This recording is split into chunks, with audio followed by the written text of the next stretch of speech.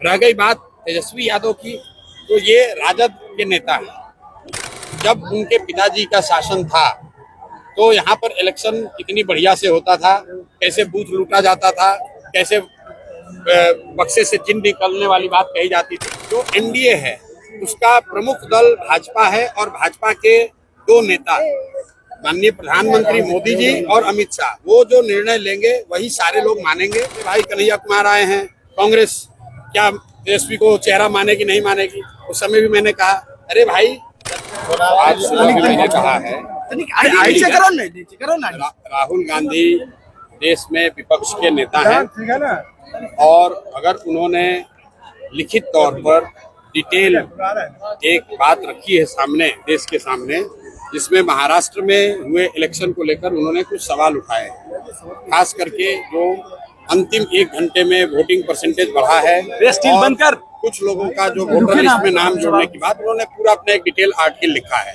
क्योंकि वो विपक्ष के नेता हैं, कांग्रेस विपक्ष की सबसे बड़ी पार्टी है, राहुल गांधी ने ये कहा है, तो लोकतंत्र का ये तकाजा है कि इलेक्शन कमीशन अपनी ओर से वो सारी जानकारी पब्लिक में उपलब्ध कराए, मुहैया कराए, जिससे जनता के हर वर्ग का विश्वास चुनाव की प्रक्रिया में बिल्कुल पारदर्शी है होनी चाहिए, लोगों का भरोसा होना चाहिए। इसलिए इलेक्शन कमीशन को उसको किनारे खारिज नहीं करना चाहिए, उसका जवाब देना चाहिए, ताकि लोग देख सकें कि राहुल गांधी ने जो बात कही है वो सही है या गलत है।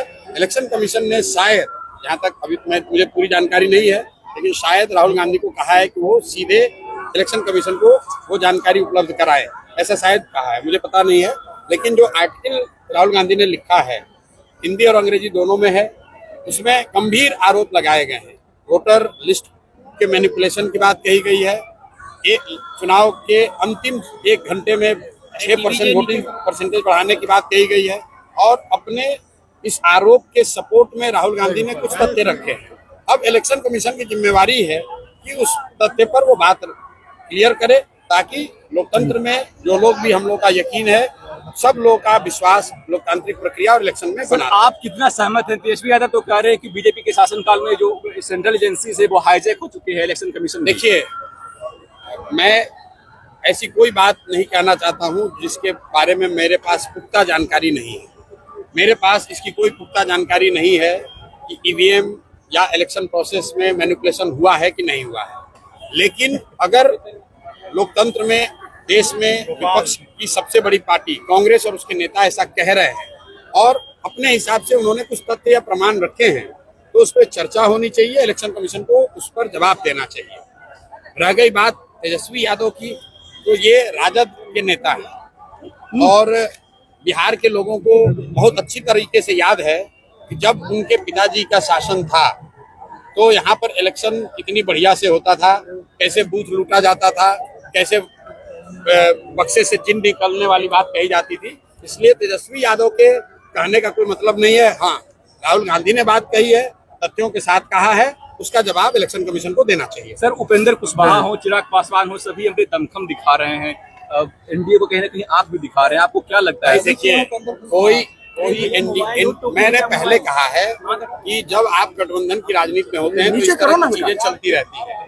हर दल हाथ पांव मारता है इसलिए कि उसको लगता है कि मैं ज्यादा से ज्यादा सीट ले लूं। लेकिन जो जमीन की स्थिति है, जो एनडीए है, उसका प्रमुख दल भाजपा है और भाजपा के दो नेता माननीय प्रधानमंत्री मोदी जी और अमित शाह, वो जो निर्णय लेंगे वही सारे लोग मानेंगे, चाहे ये जितना उछल कूद मचा ले, जितनी बात कह लें, अल्टीमेटली वही होगा जो भाजपा तय करेगी। उसी तरीके से दूसरे साइड जो यूपीए राजद गठबंधन है, उसमें वही होगा जो लालू जी तय करेंगे। कांग्रेस ने बहुत हाथ पांव मारा।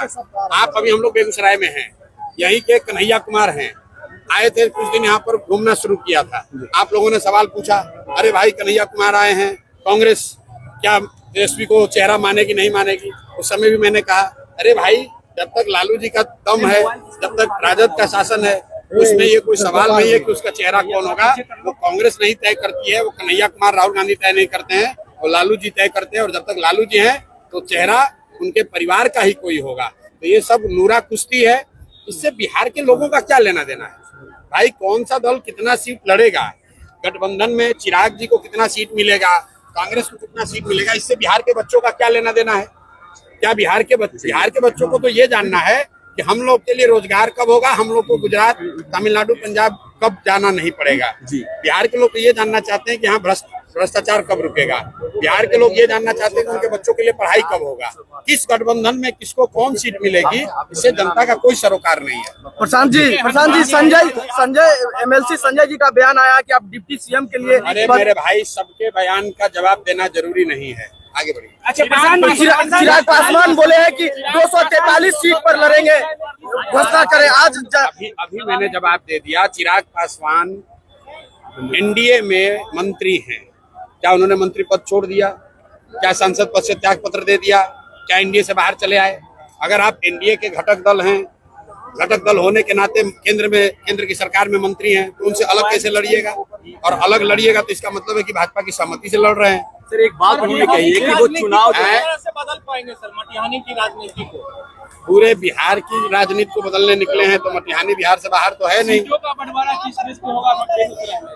सीटों का बंटवारा मतलब हम लोग को किसी से बंटवारा नहीं करना, हम लोग तो 243 लड़ रहे हैं।